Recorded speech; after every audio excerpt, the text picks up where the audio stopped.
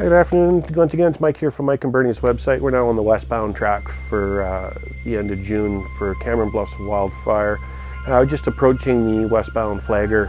He's got the gate up, the light's flashing yellow, and we're going to head our way through. These are piloted runs, so you have to wait for the pilot vehicles. They run one ahead, one astern, and they have been cutting off traffic. I believe they're counting, or were counting, approximately 100 cars at a time and letting you through. You're going to see a bit of a different perspective here. Again, you can see most of this foliage looks pretty good. There might be a little burning there, or having been burnt, but most of this wasn't too bad. And this is the first little section on the westbound. Nice, beautiful day out on the lake. I'd love to have been out there. People that live over in the resort at Chalet Road, which is right at the east end there, said quite the view watching the helicopters bucket water out of the lake and onto the fire, which probably an advantage. They were able to hit so fast and so hard. Obviously the water source right there. I think those trees there just off the right, I think they were already deadfall to begin with. I don't think the fire touched those ones. Most of this in here is pretty green. Takes a moment, we're still just in the preamble here as we're coming up to it. Just kind of watching that motorbike ahead of me. He actually had a logging truck blow his horn at him because he was, when we were stopped, he was sitting right on the yellow line, and you know, trucks are already having to crowd the white line to go around the corner we were on, you know, because their trailers are going to track inside. And you know, there was quite a few big rigs were mad at him, which rightfully so. He was kind of in a bad spot. And just the way he was driving, I was half waiting for him to go screaming up the side there and try and bypass everybody. But luckily, actually, he behaved himself, stayed right where he was in the lineup, which was good. I think he kind of realized that, you know.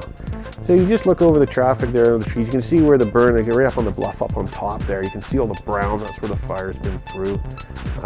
From the video I've seen, drone video and helicopter footage, it's, you know, it looked pretty spectacular. All of that was all on fire as of a couple weeks ago, prior to this video. You know, it looks like there's a little smoke and haze up there. I did, as we went through westbound, the smell of smoke was a little more prominent. And I did hear reports later on that the fire may have flared up in a couple spots again this afternoon. You can just start to see the crane through the trees there. That's the first of the cranes. There's one there on the road. That's the spare, just, you know, the backup crane in case one of the other ones breaks down. Some of the trees on the right along the lake were affected as well.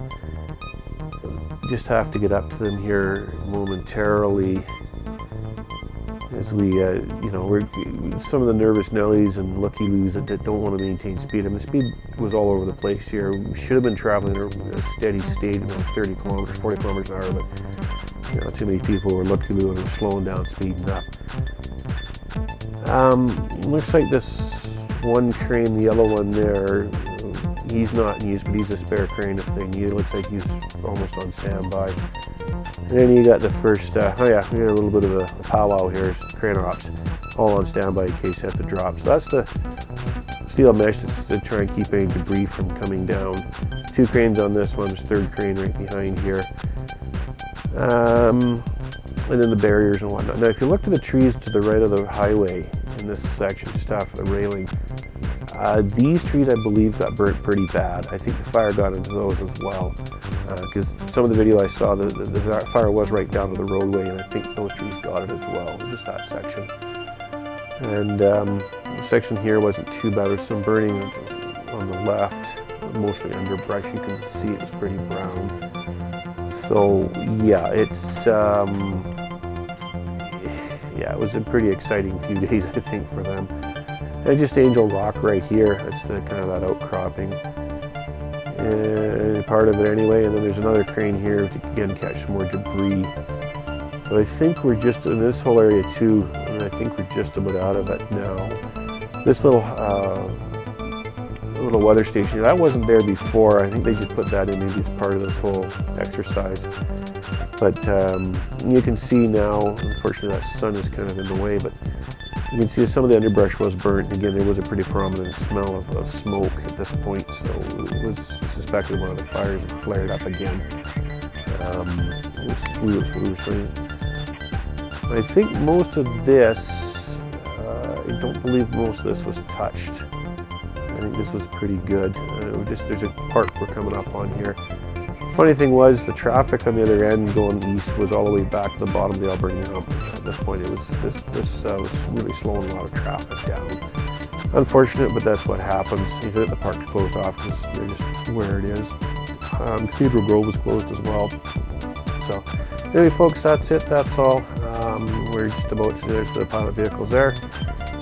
Thanks for watching. Hope you enjoyed the video, and yeah, we're hoping to see this open up for the next month in the end of July and August. Anyway, once again, I'm Mike from Mike and Bernie's website. Have a good day.